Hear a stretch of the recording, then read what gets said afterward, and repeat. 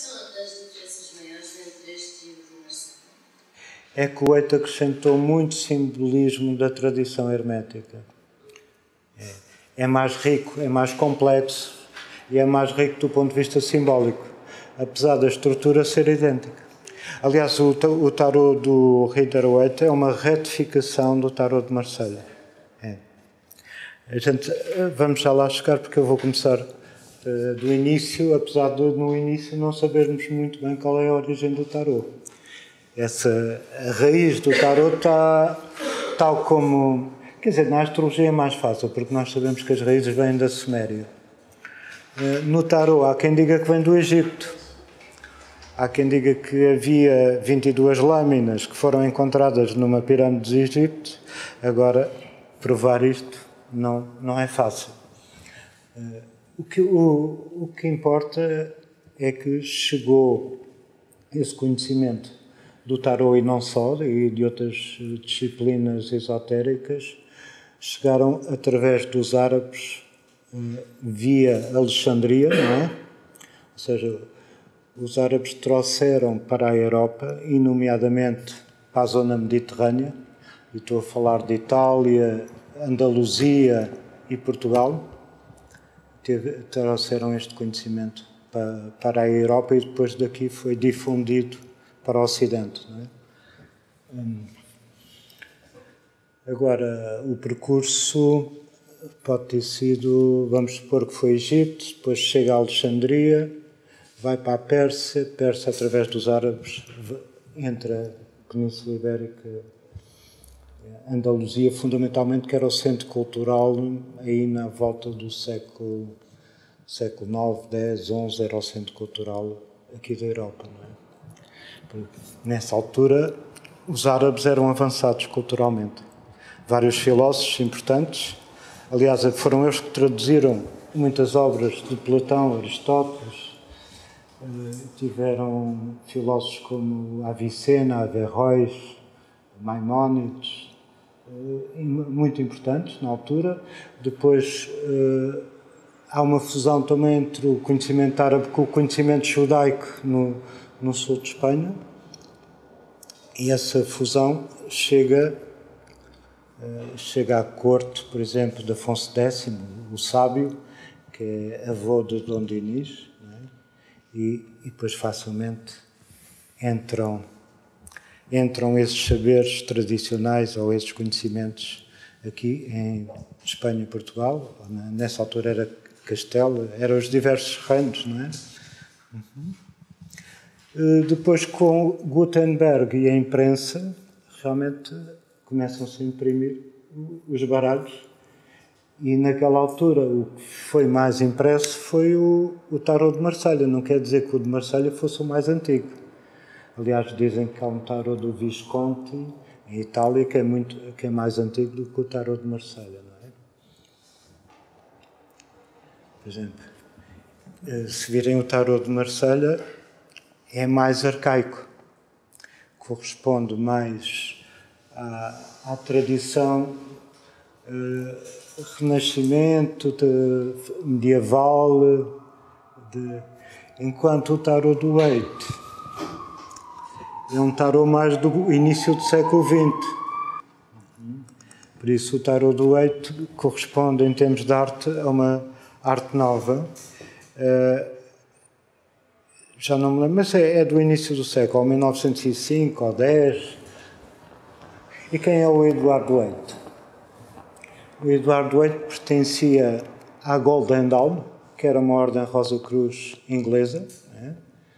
No qual o Fernando Pessoa estudou. Né? E o Eduardo Waite era um numerólogo, por isso trabalhava muito com a numerologia, né?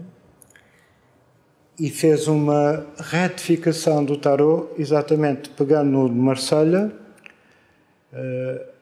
acrescentando outros elementos da tradição gnóstica e hermética, e também servindo-se da Pamela Smith como ilustradora, na altura. Fez aqui umas composições muito, muito interessantes. Até que no século XX, depois do Waite, começa, e nomeadamente a partir da década de 60, 70, e nomeadamente agora na fase do século XXI, os tarôs foram-se reproduzindo assim, tipo, como as formigas, como se diz. Foram feitos imensos tarôs e quase encontram tarôs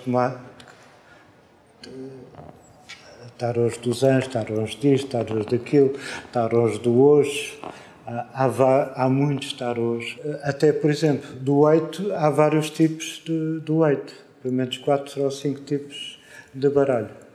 Agora, desde que eles respeitem a nomenclatura base, a tradicional, está tudo bem. Porque há muitos tarôs que não têm 22 arcanos maiores, então não serve.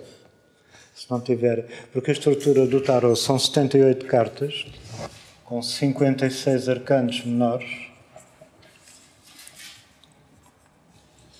22 maiores.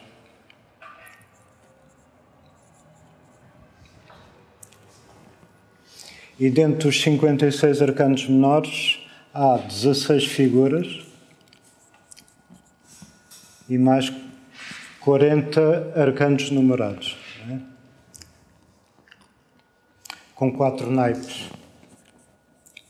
Os naipes vocês conhecem bem, que são os tradicionais das cartas de jogar. Ou seja, é os paus, as copas, as espadas e os ouros. Não é?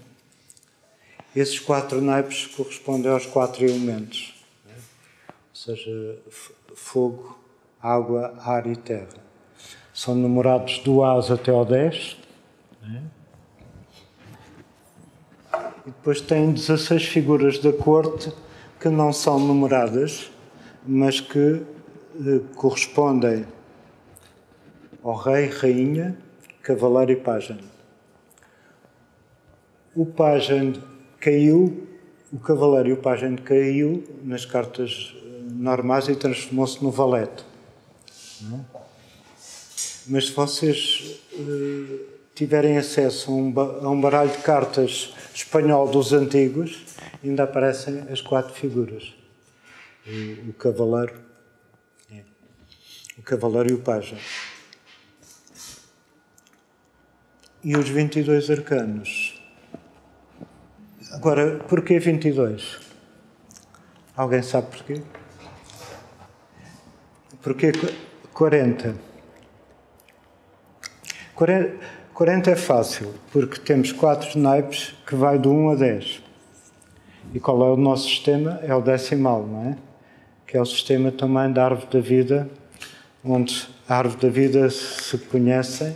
Depois eu hei de apresentar umas imagens, mas a árvore da vida tem 10 moradas ou sefiras, como se chama. Por isso, corresponde, os arcanos menores numerados correspondem um a cada sefira, de 1 a 10. Depois, as 16 figuras é 4 vezes 4, que é os 4 elementos.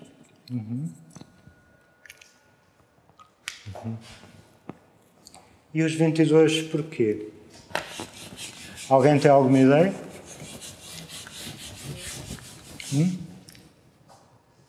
Não?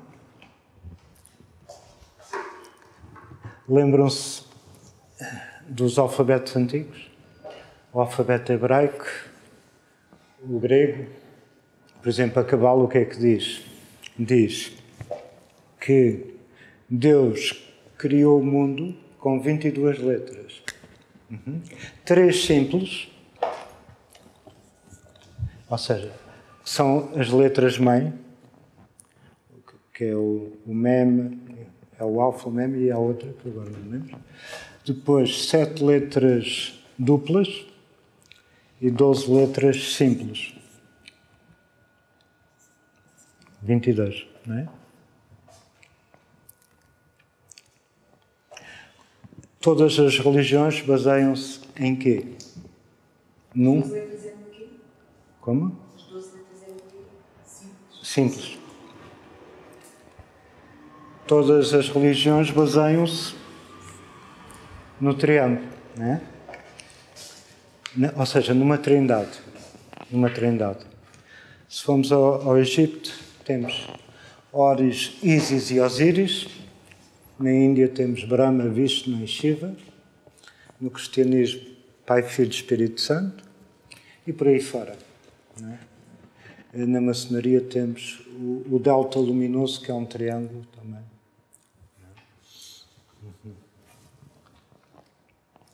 Por isso, o 3, aliás, na filosofia platónica, o 3 era o número da estabilidade, está ligado aos ideais. O triângulo é uma figura geométrica ligada também entre aquelas que são consideradas perfeitas, e o triângulo está ligado ao mundo das ideias, para Platão.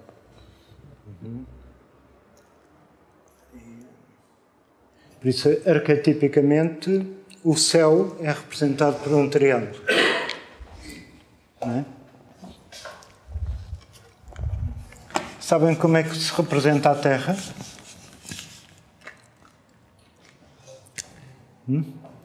Quadrado. E quando fazemos uma casa, temos a Terra e o céu. Não é? O céu e a Terra. Okay? 3 e 4. Que dá 7. Tínhamos visto o 7, a importância do 7, que era 3, 7 e 12. É? Aqui já estamos a trabalhar com os números.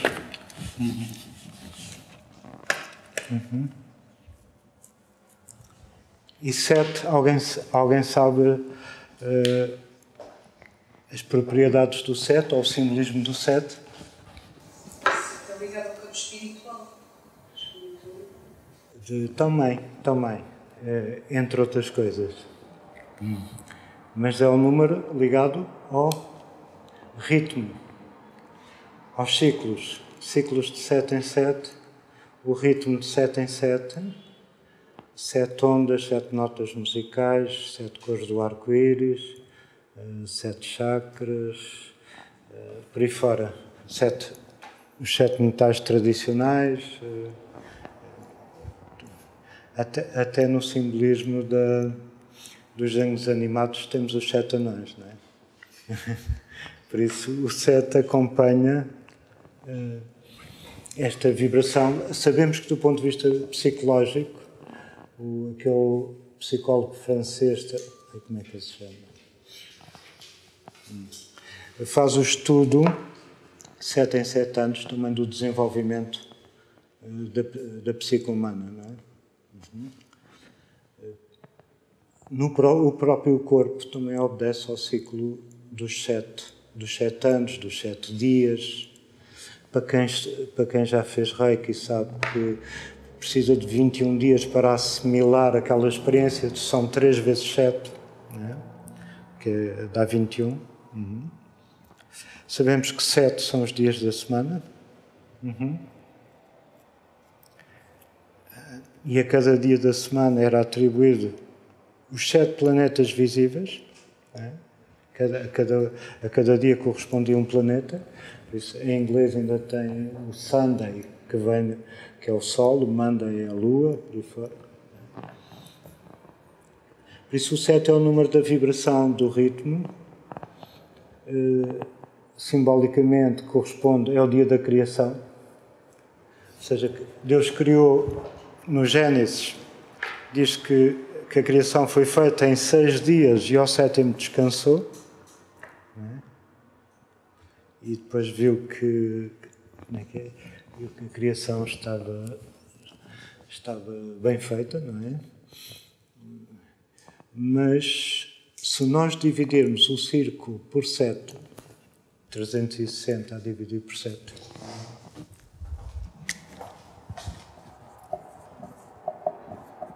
dá-nos 51, por aí fora. Ou seja, não há resto, não é um número inteiro, mas o mais curioso ainda é se dividimos 22 por 7, temos o π, 3,14. Foi a primeira aproximação do π que os antigos fizeram, não é? Por isso dá um número irracional, o que significa que o 7 acrescenta algo original na própria criação. O que significa que a matéria tem a possibilidade de ter os próprios ciclos da matéria, ou do espírito, como queiramos chamar, tem a possibilidade de conter algo que não é, que está para além da programação. Isto é, que pode sair, chamamos-lhe assim, é a anomalia do sistema. Por isso, a introdução de um lado irracional começa logo no 7.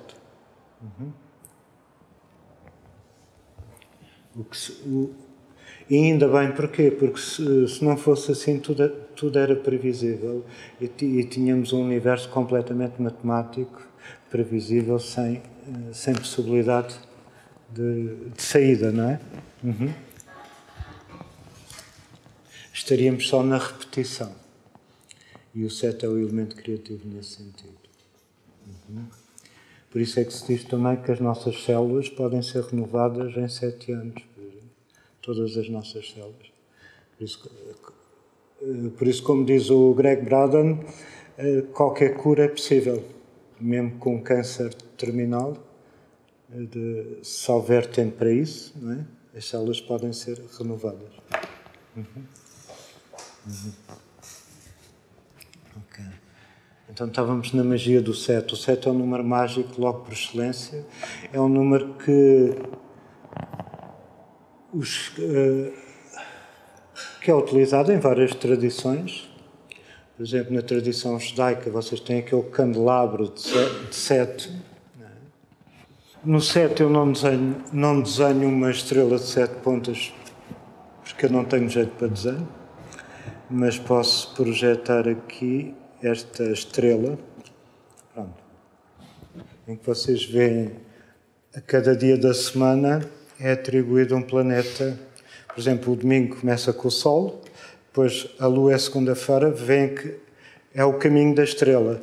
Depois o Marte é terça-feira, o Mercúrio corresponde à quarta-feira, o Júpiter à quinta-feira, Vênus sexta e Saturno sábado.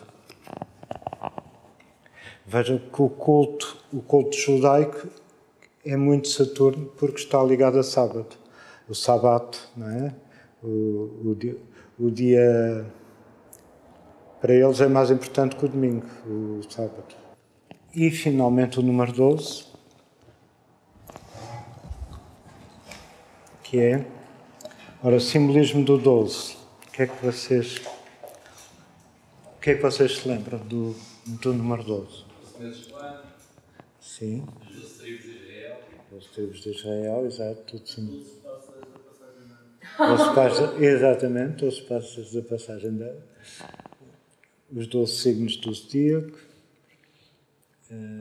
Os 12 trabalhos de Hércules.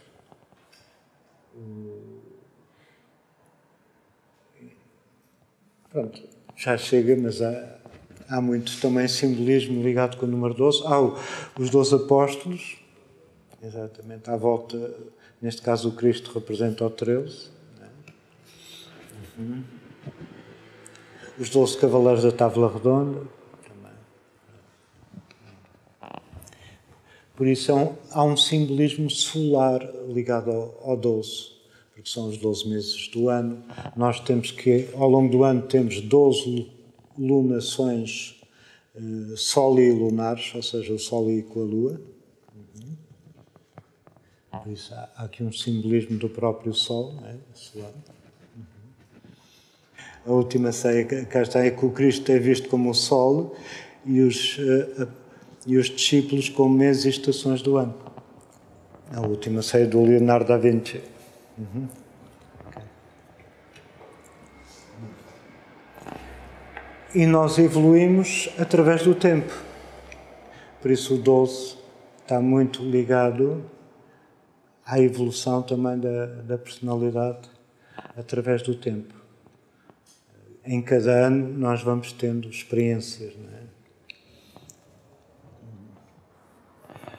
Outro aspecto do 22, que agora me lembrei, e que eu costumo falar, é exatamente por causa do Sol.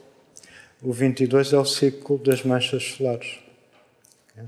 De 11 em 11 anos. 11 anos é um hemiciclo e mais 11 é mais outro hemiciclo.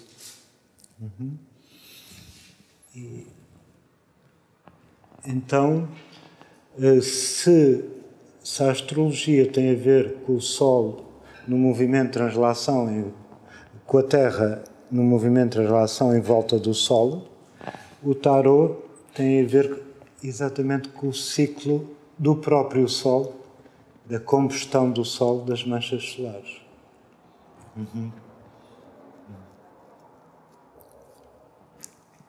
E agora, segundo aquilo que vi nas notícias, estamos num ano agora de grandes explosões de manchas solares. Estamos num pico daqueles.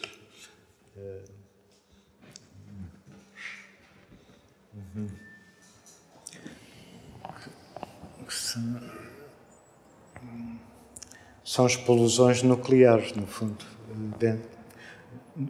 no seio do Sol. Por isso, o tarot parece assim uma linguagem estelar também, e é uma espécie de código que nos foi deixado para decifrar o mundo. Então, o que nós vamos ver ao longo deste ano, ao longo do percurso dos 22 arcanos maiores, é exatamente aquilo que eu chamo a jornada do herói. Não é? Vamos percorrer 22 caminhos. Por exemplo, na árvore da vida, vocês têm 22 caminhos que ligam à árvore. E cada caminho da árvore da vida corresponde a uma letra do alfabeto hebraico e uma carta do tarot. As cartas do tarot, os arcanos do tarot, cada um está associado a uma letra do alfabeto hebraico também. Estão a ver, as sefiras são estas: 1, 2, 3, 4, 5, 6, 7, 8, 9, 10. E depois estas laterais são os caminhos, e cada caminho que liga às sefiras corresponde a um arcano do tarot. Então vamos apresentar os arcanos. Na próxima aula vamos começar com o mago, não é? O primeiro arcano a desenvolver. E agora vou apresentá-los, para quem não conhece, cada arcano do tarot. Eu começo no 0, que é o louco. O 0 é aquilo que o Fernando Pessoa chama o mito que é tudo e que é nada. Ou é o nada que é tudo. Não é? Por isso, o 0 em si, que corresponde à circunferência, é o absoluto. E no absoluto está tudo contido. Está tudo contido, exatamente. Mas também vamos ver o louco como 22 no final. Por isso ele assume, numa primeira fase, é o todo indiferenciado, que é o 0, mas também é o último como 22.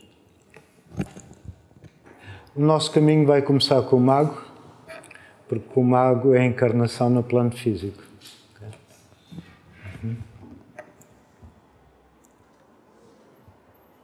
Depois temos a papisa, o arcano 2, também conhecida como a alta sacerdotisa. No fundo, o papel da sacerdotisa era extremamente importante em todas as tradições antes do cristianismo.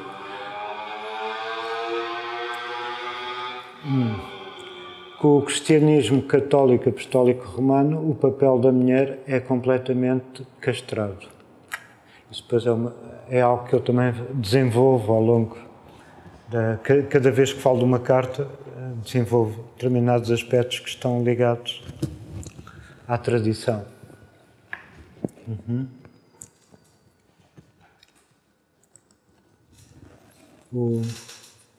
Esta é a Imperatriz, número 3.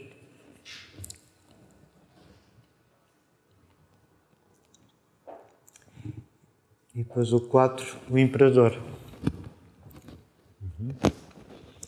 Nestes primeiros 4 arcanos do tarot, temos uma representação, ou uma equivalência, ou uma analogia, se quiserem, com os primeiros 4 hexagramas do I Ching. Para quem já estudou o I Ching, pode encontrar umas equivalências.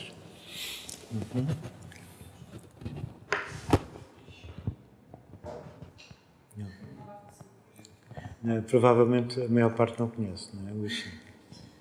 Mas estou a falar porque, por exemplo, o Jung, que foi um estudioso de todas as tradições ocidental e oriental, estudou I Ching, estudou Cabala, estudou Tarot, estudou Astrologia, estudou Numerologia, estudou Alquimia, por exemplo. Ele foi percorrer os vários conhecimentos ou saberes tradicionais, não é? Porque havia muito simbolismo e muita informação para além que iria complementar os estudos académicos dele. Porque alguém que se forma em psicologia e que estuda estas linguagens é uma mais-valia em termos de conhecimento. Porque vai trazer um acréscimo bastante forte.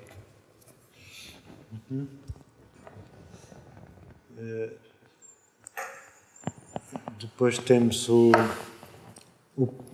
Papa, mais conhecido por Papa, mas o tarot do Waite manteve o nome mais antigo da tradição egípcia, que é o Hierofante. Hierofante significa iniciador nos mistérios. É um grande sacerdote egípcio.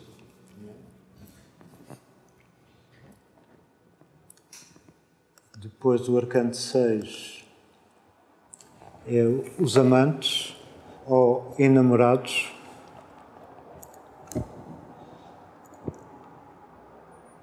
E cada arcano fala também de um mito ou de uma história. Aqui nós podemos explorar o mito de Adão e Eva, nesta carta. Aliás, em cada arcano vamos explorando um pouco dos mitos da história da tradição ocidental.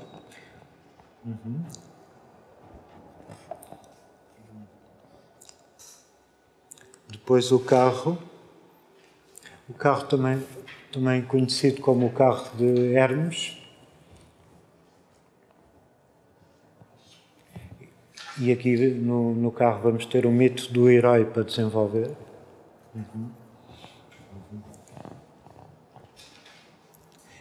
E sabem quem é que utiliza a camisola número 7? Ronaldo. Está a saber porquê.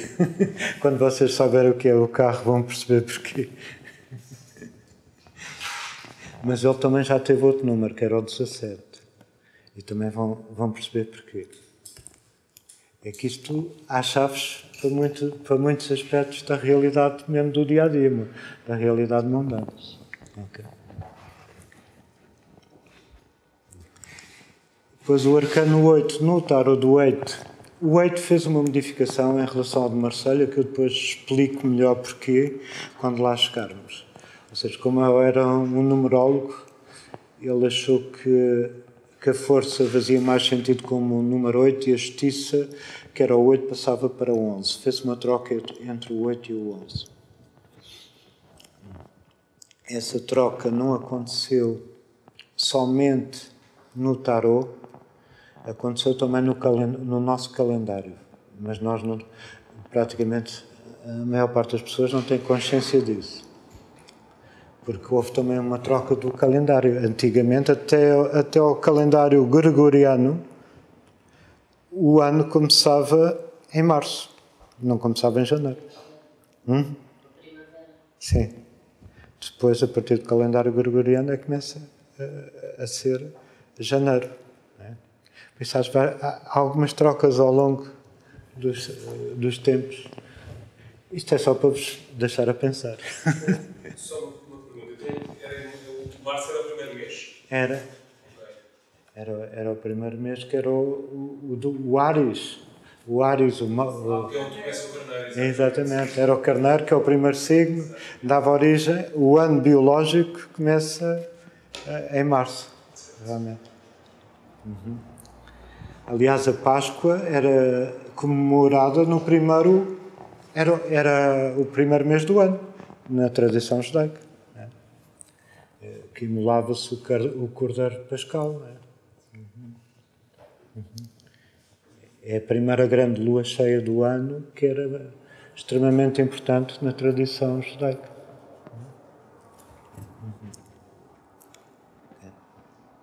Isso depois foi a Igreja Católica que fez a alteração? Sim.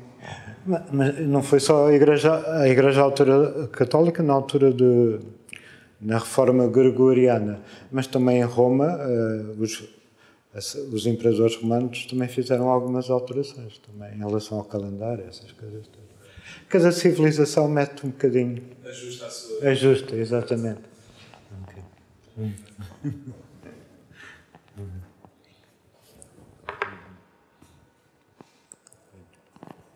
Depois temos o 9, que é o ermita.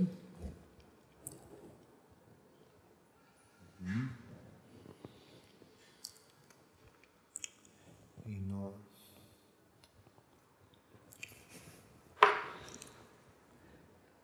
Depois o número 10, Roda da Fortuna.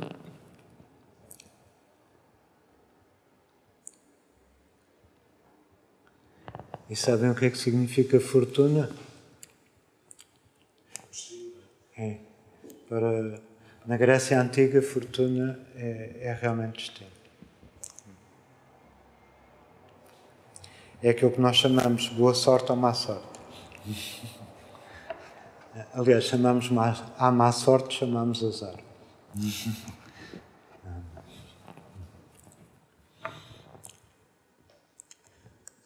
Depois, o número 11, temos aqui a justiça.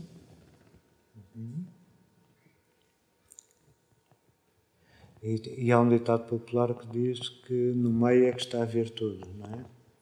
A justiça procura o caminho do meio. Por isso é que o 8 agarrou na justiça e colocou no meio do tarô. Porque 11 é metade de 22, não é? E pô-lo ao centro, tal como na astrologia a balança está no centro do zodíaco, a justiça também aqui passou para o centro do tarô.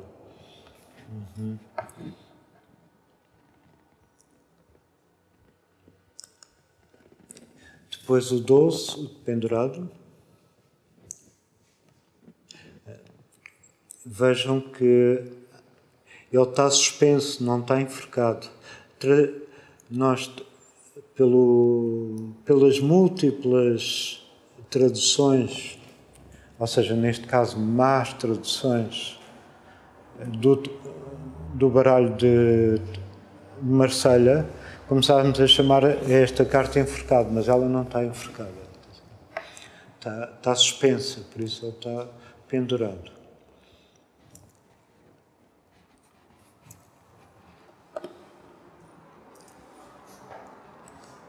Depois temos o arcano 13, que é o arcano da morte. Há determinados arcanos em que nós reagimos com mais intensidade do que outros, que gostamos mais ou que até podemos rejeitá-los, não é? Toda a nossa reação, para além principalmente a emocional, em relação a cada arcano, reflete uma parte de nós próprios na relação com o arcano. O que significa que, mesmo a olhar para eles, já estamos a trabalhar com a energia deles, dentro de cada um de nós. Eu estou a falar isto na morte porque a morte é um arcano muito forte. Okay? Aliás, é um tabu na civilização ocidental. Ninguém fala da morte ou tem medo de falar da morte. Né? Por isso é um arcano que precisa de ser integrado, compreendido, trabalhado, como se diz. Por exemplo, para os maias, o número 13 era um número sagrado e um número extremamente importante, porque era um portal de acesso a outras dimensões, na tradição maia.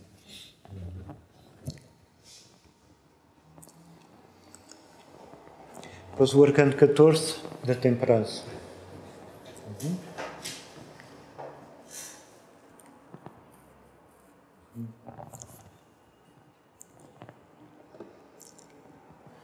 Depois outro arcano que mexe muito com as pessoas, e o 8, ao contrário do de Marselha, intensificou muito a energia, é o arcano 15, que é o diabo.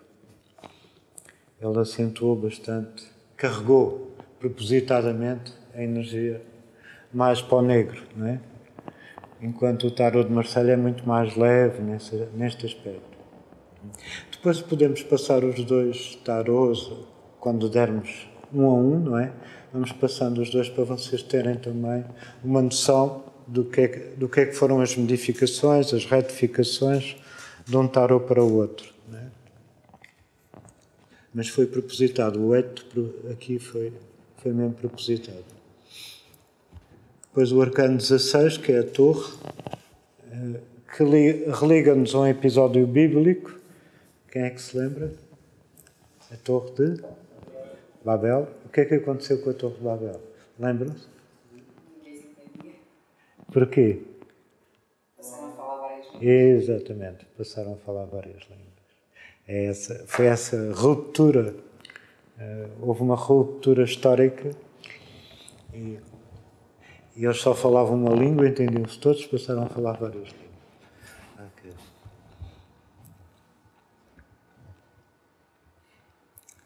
E depois temos o arcano 17, a estrela,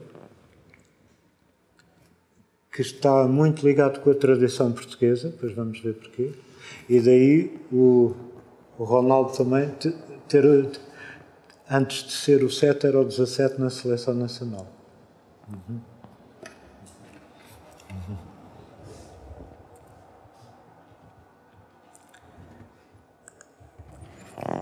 Depois temos a Lua, 18, que é o dia 2, por hoje. Hoje o dia 2 também tem uma vibração lunar, não é? Mas por isso não se assustem se ficarem um bocadinho baralhados, não é? Porque pode ser muita informação também e a Lua está sempre a sentir as coisas, não é? A Lua capta mais pelo instinto do que pelo racional, não é? Tem a ver com as nossas antenas, mas depois vamos desenvolver isso mais adiante. Aliás, as mulheres são mais sensíveis à Lua, não é? Porque regula até o ciclo menstrual, sabe?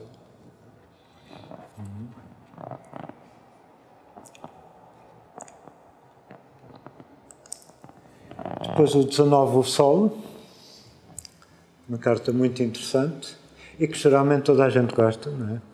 Assim, à primeira vista. Tem muito impacto solar. Depois temos o arcano 20, que deram o termo julgamento, mas eu não é aquilo que eu gosto mais, apesar de este julgamento tem a ver mais com o final de ciclo, por isso, se pegássemos na tradição cristã, este julgamento tem a ver com o juízo final, por isso com o Apocalipse. Com o Apocalipse São João, e o Apocalipse São João, o que é que significa? Revelação.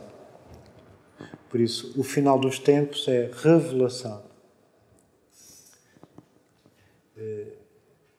E o 8 dá aqui exatamente, ele já tinha conhecimento que estava num final de ciclo, num final de era, e põe esta energia na carta para percebermos bem que é a hora do acordar, da revelação. Por isso não há juízo final no sentido de crime-castigo, tal como a Igreja quis passar em termos de que há pecadores e há os eleitos e que vão ser salvos. Não. Esqueçam isso, porque não é essa história que eu vos vou contar. Por isso aqui é a revelação de uma outra coisa que eles guardaram durante séculos, para não dizer milénios. Não é? Okay. Eles a igreja, dessa vez. Eles aí era a igreja, não é? Nesta última era de peixe. Okay. Em que estes segredos estão todos no Vaticano. Se nós tivéssemos acesso às bibliotecas do Vaticano, tínhamos também acesso a muita informação que eu vou passando.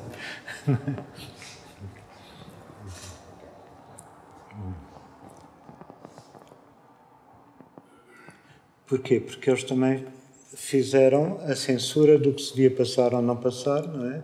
Então aquilo que não interessava ficou hermeticamente. Por isso é que isto se chamam ciências herméticas, porque tiveram muitos séculos fechadas. Okay?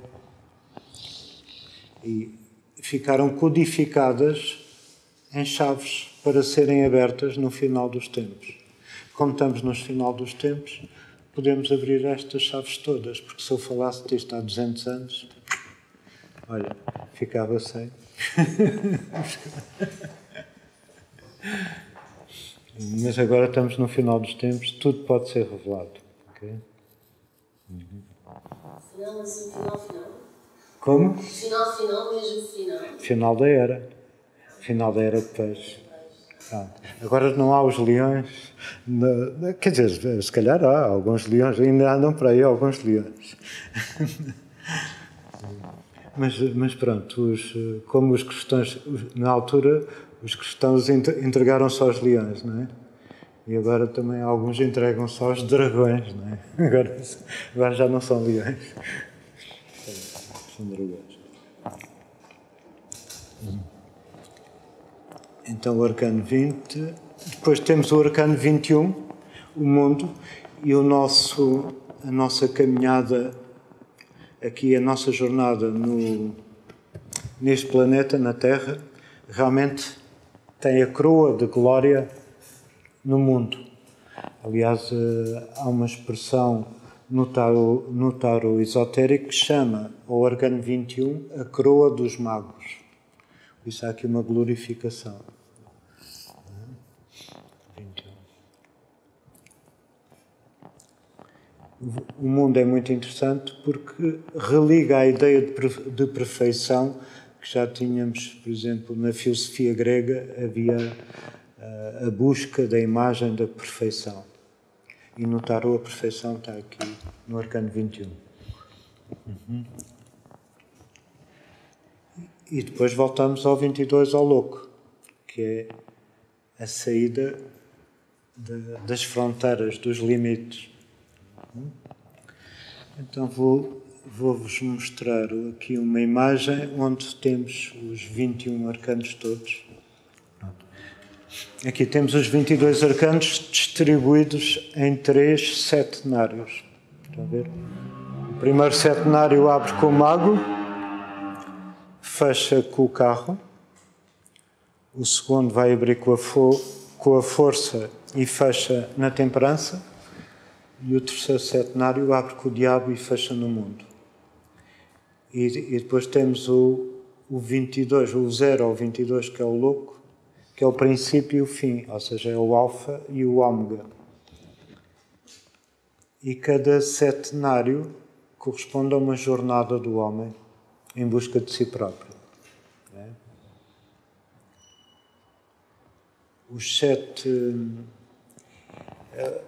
Os primeiros 7 arcanos, que vai do mago ao carro, é uma via mais yang, mais exteriorizada e mais afirmativa. Por isso é uma via para obter resultados no mundo. Não é?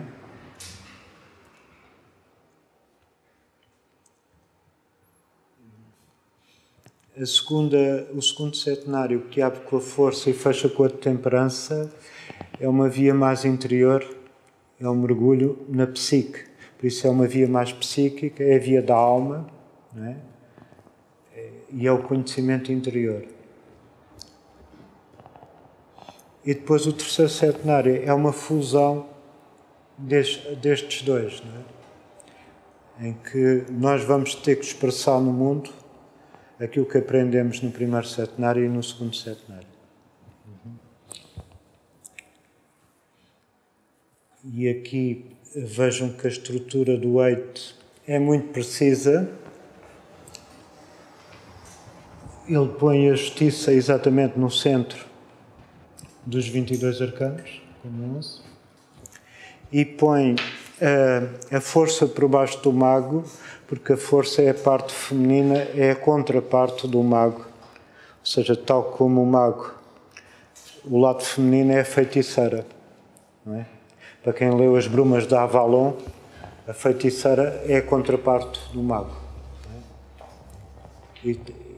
E por isso têm a mesma cor e a mesma relação.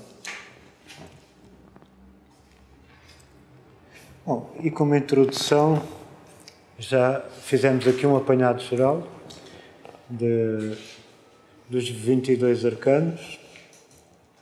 Se tiverem alguma pergunta, alguma observação, digam. E,